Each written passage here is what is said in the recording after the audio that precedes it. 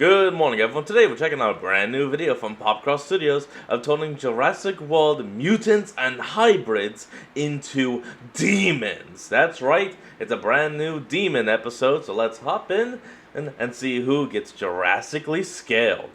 I really enjoyed the new Jurassic World movie, and after seeing it, I thought it would be kind of fun to take some of the mutant and hybrid dinosaurs from the various Jurassic World movies and turn those into demons. It felt fitting because I've already done a whole Ooh, is he gonna do the Indom? series of turning dinosaurs into demons, and that concept played heavily into my recently finished series, Fear of the Demon Hunters, which, by the way, I'm currently working on an extended cut version of for the book release, meaning people who end up buying the book will end up getting access to a full bonus episode of the characters in that story going on a mission together around the halfway mark of the book. But that's still probably a month and a half away from a release or so. So for now, Jurassic World Demons. Let's go. Hit like if you want. Subscribe if you feel like it. By the way, enjoy the show. My world has become a very different place ever since. Ooh, it's Archangel Capri. Ooh, he's the narrator. Okay. You know, I guess technically that would make sense considering that the previous narrator is now working with the RAS Foundation. Since demonkind was outed to the civilian population, these creatures spent centuries being nothing more than ghost stories and myths to most beings, but now they are public knowledge. Thankfully, the same day their existence became known, the majority of lesser demons went into a state of perpetual slumber. But great majority, those who remain awake are the most powerful, and are now far more willing to strike boldly and openly against their prey. My remaining Archangel siblings and I have been seeking out the still active members of the late Saurieklis' ranks. Saurieklis? He was the demon general who led all dinosaur demons, and his own highest-ranking beasts have been troublesome to slay for good. One of these is the beast called MUTANTS. It is a demon equally as lethal on land as in the skies. Its speed is far beyond that of even my fastest flying sibling, and its body is able to warp and shrink, allowing it to wriggle its way into small crevices and pathways, such as air ducts and vents, to slink after its prey, sneaking up on them even when they are in well-locked accommodations. So it can run, it can fly, it can shrink, it can grow. That almost sounds like some kind of weird toy. Start the process of basting its prey in the fear all demons hunger for, it will tap the largest claw of its feet on the ground near and around them in the days and nights prior to its attack. When they start noticing the recurrence of this sound is suspicious, it will then dart through dark hallways and corners in their peripheral vision, allowing itself to be seen. Of course, the classic technique. For mere glimpses at a time. A poor case like this was of a man who had the forethought to at least call the now public-facing group the Predator Coalition of Demon Hunters, with the concern that he was being hunted by a demon. Thankfully, they heeded his call. I just realized, Predator Coalition of Demon Hunters, that would be PCDH, right? As and sent hunters to try and assist him, bringing weapons with which to slay the beast. Unfortunately, this is when the creature revealed the boldness with which it was willing to strike. While the hunters were trailing the man in a van as he walked home one evening after work, they heard the sound of a creature crying out in the skies above. MUTANTS could have snuck up on its prey, but knew the hunters were watching and made its presence known. They stepped out of their vehicle, weapons ready, and the demon simply used them as a tool for its own means. In dead silence, it soared down from the skies, grabbed their vehicle in its talons, and hurled it on top of one of the hunters. The other shot at it with a crossbow, once owned by his late grandfather, but the fiend, confident in its own durability, allowed itself to be hit. It was injured, but it was still able to snatch the remaining hunter by both his arms, and it carried him towards the target it now sought. The poor man turned to see the beast, which then ripped the hunter apart before the man's eyes, elevating his fear that much more, getting the exact sense the demon wanted from the man, that nobody could protect him. What may be surprising to some is that the demon then let its prey go once more, He has now been taken into Coalition housing, but has not yet been able to recover So wait, this thing just killed a guy and then let the prey go? Mentally from this incident. A benevolent demon working for the Coalition by the name of Ralph has stated that the man still reeks of fear. Benevolent? Huh, it's a Christmas demon. And seems only to be getting worse. If he is not able to overcome his fears, then he will only become more and more alluring to this demon, who seems to be patiently and confidently waiting for its next chance to strike and finally devour its long marinated prey. It's got an ego. Now, I'm not going to do extensive design notes for this one. I was largely taking inspiration from my own T-Rex demon, which to this point is my favorite dinosaur demon that I've drawn on the channel. But the other main thing I bet nothing could beat the T-Rex demon. Wanted to say is for people that know the lore of my demon world well, there's a good chance you remember that Jurassic Park, both the book and movie, are canonical to this universe. They exist in this universe. Which would make it weird for a bunch of these Jurassic World-specific dinosaur demons to be existing. So what I'm going to say is that canonically, the Jurassic Park book happened in this universe, and the first 3 movies happened, but the Jurassic World movies didn't happen. So that cleans things up a little bit canonically for this episode. Anyway, I hope you all like the result as much as I do. Yeah, no, that makes sense. I mean, the book, of course, can happen, and then you have the original trilogy, but then you get to Jurassic World, and then everything starts becoming a little fuzzy, so it's kind of okay to call that a cut point. For this Mutadon demon, and let's take a look.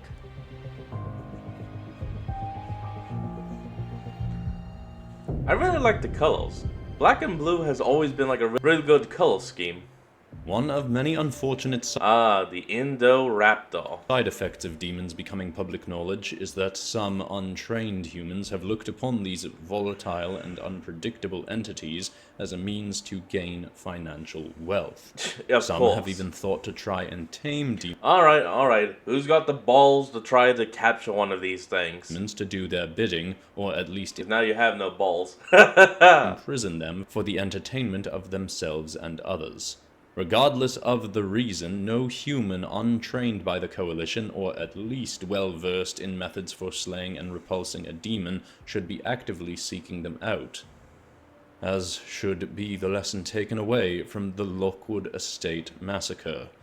A man by the name of Elias Mill was using funds from the exceedingly wealthy Lockwood family to hire Oh, wait a minute. No, he's literally giving the plot to the second Jurassic World movie. Fallen Kingdom, I think it was. Just checked Google. Yep, Fallen Kingdom. Coalition hunters to capture demons for him to attempt to sell to the highest bidder. Many of the demons they brought in were lesser demons among those forced into a state of perpetual slumber, meaning they would not be of risk to anyone. Others that were awake, they did manage to successfully cage and restrain for the bidders who came to the auction that fateful night. While a myriad of things could have gone wrong, what was ultimately their undoing was a cunning demon who merely pretended to be in a state of slumber. Rapindox was one of the last demons made by Rapindox? That's a bit of a strange name. Prior to his demise, meaning none in the Coalition had yet encountered it. Thus far, our only knowledge of it comes from the footage found on that bloody night. Rapindox is fast, strong, clever, and has a yellow electric core running along its body that it can ignite into paralyzing lightning, stunning those around it, or that it can dim to conceal itself in the dark. The creature's lights were dimmed when it allowed itself to be taken by the hired hunters of Mill. It lay still as though asleep, and they never saw it move. It never let on that it was merely biding its time until it could be brought to the buffet. It was put in a cage, but not nearly strong enough to hold it, as nobody knew what its abilities were, and again they presumed it asleep. It was carted out and revealed to the bidding crowd. As soon as it was amongst a room full of prey, it activated its abilities, stunning everyone in the room. The swell and stench of fear was surely potent, as all quickly realized they were in grave danger. Rapindox smashed free from its confines and went for the hunters on security first, ensuring there was nobody left alive who knew how to slay it. It tore them to shreds within a moment of its escape, then moved to block the doors. There was nothing any of the people inside could do. The room they were... Wait a minute. Shouldn't it have been in a cage even if it was asleep? That's what you guys screwed up. If you're gonna show someone off, put it in a cage. It doesn't matter if it's asleep or not. Confined in was in the basement and had been sealed from all outside communication to ensure nobody revealed where and when the illegal auction was occurring. But that simply meant there was no way for those trapped inside to call for help. Anytime someone attempted to escape, Rapindox would electrocute them and strike or tear one of their limbs from their body as punishment and as a way to further the growing stench of fear, making the ample Hey, a moment ago I had said that black and blue was always a good color scheme. Black really works with a lot of colors, but there are some to where it just does not work. Like all the time, I mean. Like you wouldn't want it to work with like a very dark color or something extremely neon bright, but just having it be like a regular color like blue, orange, blue, yellow, or even green, are some of the most like good looking color schemes that go with black. Before Rapindox, all the more appetizing to it. The footage of its meal went on for hours and was firm evidence, as if any was needed, that humans should not be attempting to capture and sell demons, whether awake or not. It was also evidence that this beast should be of high priority to track down and slay, though it is not quite the highest priority of dinosaur demons we now seek. Oh hell yes, that means we're going to get the endo. You know, just while recording this video, something I've noticed is that Copri's voice is kind of like British Dresden from the SCP series. I don't know if I'll use him for every demon episode going forward, but I'm really liking it in this episode. Actually, him pointing it out does kind of make it a little obvious. They both have that monotone, like, way of speaking, but yeah, Copri has a bit of a British accent, and like he most definitely is from a UK or European area, while Dresden is most definitely American. So, anyway, Oh god, imagine a conversation between them. It'd be so monotoned. But it'd be the perfect white noise. Oh, now I want them to interact. I want them to talk. The Indoraptor doesn't actually have electrical abilities, but I guess the yellow coloring running along its side, I don't know, is giving me Pikachu sort of vibes, I guess. And it fit well for the story to have it have an ability that could stun a room full of people. So I was just like, what the heck, let's go with it. Now, I do really like how this design turns out, though it did remind me that the Dinosaur Demon series does lack some of the variety that something like the Phobias as Demon series has in terms of visual designs, because when I'm pulling from Phobias to design demons, there's just a big, wider range of concepts and visual aesthetics. I think there is a bit more visual. Like a prime example, how there's literally a fear of being watched by a duck. I'm not joking, that's a real thing. I'm not going to try to pronounce it because I'm going to butcher it, but that is a real fear of being watched by a duck. Why is there a duck in my room? Oh my god. Repetitiveness in this I'm just having fun, guys. Let's Still, go. Though, I love getting a chance to work in just weirder design elements to these dinosaurs than I would put on dinosaurs in a regular dinosaur or dragon episode or something like that. And I do intend to do another Phobias as Demons episode, so let me know if you want Copri to narrate that as well when it happens. Hell yeah, now, let's check out the result of this one. We need a guy. I really now want Copri and Dresden to have a conversation. That would be so nice. Look at all you people sitting around watching someone else color demons. Zuviathan, of course, it's you. Why don't you get off your lazy butt, grab some crayons or something, and color some of them yourself in the pop You know what? Maybe I will do that. But instead of buying a coloring book, which you guys should actually do, support them out, buy the coloring book if you want, I make my own art. Demon's coloring book. Personal stuff, of course. I'm not really that good, so, I'm not trying to show off and make a career out of that. I got you guys. Zuphiathan. And my voice. I did not expect to see you appearing in the non-canonical advertisement realm. Why not? I'm right there in the coloring book we're advertising. Right there. Plenty of my minions are too. Though I do think it's false advertising to have things like SCPs showing up in what should have been an all-demons coloring book.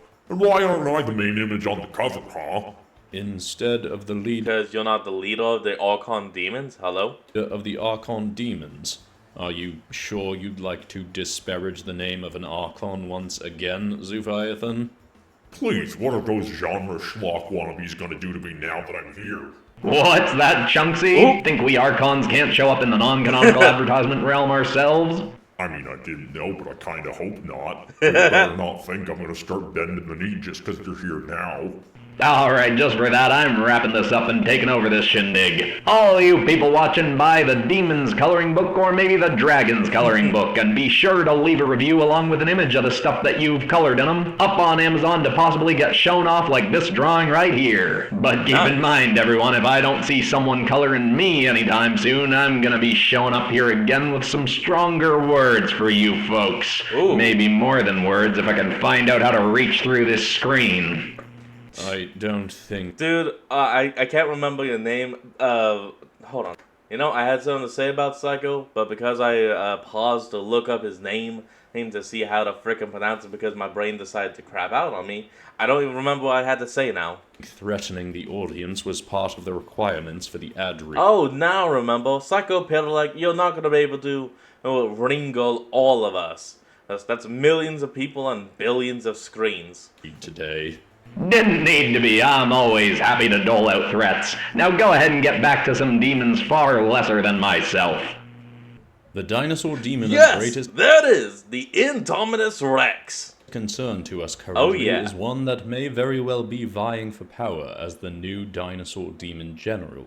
We are not certain it has the level of consciousness necessary to seek such a goal, but it has been hunting others of its kind, both awake and not, in between its... Wait, so it's been going around killing other demons? But why? Huh, I guess technically without other demons though, it would be able to gather fear without the risk of waking them, and then using them. So, actually I could kind of see the goal of that. Okay, go off. It is called Domindorex, and was likely created by the Indomindorex. Ooh, I like that. And General Zuphiathan when he had reign over both animal and dinosaur demons, as this demon's colors suggest it was not spawned by a demon sticking to the aesthetic the former demon queen, my mother, so to speak, or rather, created for demonkind. I mean, by all accounts, she is your mother. She created you. She birthed you into the world, just not in the traditional sense. This beast is largely pale white. This would make it seem ill-suited to lurking in shadows as demons often do, but this beast also has the ability to render itself entirely invisible, compensating for its brighter appearance. In sightings of it, it has been described in slightly different sizes and forms, with each subsequent sighting suggesting it is growing and transforming.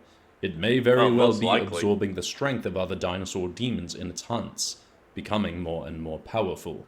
Upon its last sighting, it was even seen to have the same sort of splitting jaw possessed by the demon Gigantopodox, suggesting Domindorex may Gigantopodox. Ooh, I like that name. Have hunted down that demon and slaughtered it, gaining some of its own traits. Thankfully, it seems this demon at least lost... Wait. If the demons can hunt down other demons, kill them, and take something from them, that would just mean that the demons are technically Zerg from StarCraft. the upper hand in the last battle. I like these demons now. Hunters from the Predator Coalition had gone I did already like them. Now I like them more. After it, and found it on the Pacific coastline of Costa Rica. It had slain 3 humans, but one was able to escape this slaughter, as she did not fear death, and was able to get away and call the Coalition. The beast's main concern did not seem to be hunting humans, however, as it was primarily lurking near the waters, as if searching for something other than a meal. The hunters moved in to strike the beast, and were finding it incredibly difficult to slay, not only because of its ability to become invisible, but because their weapons, all possessing great sentimental value, ensuring they should be effective against a demon, were doing very little to the beast. The circumstances seemed quite dire, but thankfully some unexpected backup appeared on the scene. A boy in his early teens named Nakia appeared, surprisingly astride the back of the Spinosaurus demon called Spinsocleon. Oh, shit. The boy had apparently managed to tame this demon to the point where it was willing to fight other demons alongside him. Oh! Again, this is not something I suggest humans attempt to achieve, but this boy had certainly not been seeking this specific outcome when he first encountered Spinsocleon. Okay, Nakia had not joined forces with the Coalition before, out of concern they'd simply slay his demon ally, but since the Coalition had become public, he'd seen evidence that they had become more open to good demons working alongside them. Unfortunately, he and Spinsocleon, dude tamed a demon. How did he do that? Even still, were not enough to defeat Domindorex. We need a short. That is, until the reason for the demon's presence lunged out of the sea. Mosasaurus? It seemed the Mosasaur demon, Yes. Mosorunk, was in the waters nearby and saw an opportunity I knew it had to be the Mosasaurus. to strike while Domindorex was distracted. Mosorunk bit into Domindorex's neck and dragged the beast into the water. Neither re-emerged after that, but given the power disparity between these two beasts, I remain skeptical that Mosorunk was able to claim victory, and I believe we will be seeing Domindorex again. Let Damn. us simply pray that we see it before it sees us. Well, now the thing has gills. Some of the stuff that I've been referencing in this episode has been... Wait, was Mosasaurus an ale breathal? Maybe it actually was. Stuff that I intended to work into the Fear of the Demon Hunter storyline, and it just felt kind of awkwardly crammed in or wasn't really working for the story. Like I was going to have Nakia and Spinsocleon from Dinosaur Demons episode 2, I think, show up in the final battle of Fear of the Demon Hunters, and I was going to have Ralph show up, but that final battle scene already had so much going on, and it was so long that I was just like, I can't cram all this other stuff in here. So I'm glad I got them into this episode. I was a little bit hesitant to do an Indominus Rex demon because I very recently drew an Indominus Rex xenomorph in the Part Bustar Terminax community. Yeah, I remember that now. The redraw. Subscriber Pango Paints submitted an awesome Indominus Rex xenomorph, and I wasn't sure if I would be able to make this different enough because xenomorph designs and demon designs already have a fair amount of similarities to them. But in the end, I'm glad I ended up doing this one. I think even just the color difference on this one from most of my demons makes it really stand out among this episode and the whole Dinosaur Demon series. Very interesting design, especially since he was also trying to find a way to wrap in the whiteness of it. There is another demon we've... Oh, the Distortion Rex. Oh, yes. Learned of recently that, frankly, we are uncertain. That top design, that looks like it's almost from a video game. Certain whether it is a dinosaur demon, an animal demon, or something else entirely, though we like suspect dinosaur demon due to where it resides. There was an island on which Sorieklis made his final stand and lost his life, one where he had many dinosaur demons ready to safeguard him. Most were slain in the assault sent after him, but one beast remains on that island to this day, and was apparently not seen or encountered by those that went after Sorieklis. It was only discovered recently as a family on the sailing trip wound up having to take landfall on this island to avoid a storm. They had pulled their vessel far onto land and intended to take off when the waters calmed. But they fell asleep and awoke in the morning to find their vessel was gone, along with any means of communication with the outside world. The father of the family was well versed in survival. His daughters were resilient, and the accompanying boyfriend of the eldest daughter, previously thought to be little more than a nuisance to the father on the trip, proved to be very capable of helping with their survival efforts. Unfortunately, common human survival methods don't often prepare one for the encounter of a demon. In spite of their skills, all of them had elevated fear levels, not knowing when they'd manage to escape this place. That fear simply made things worse for them on their second night on the island, where they all felt an overwhelming sense that they were being watched.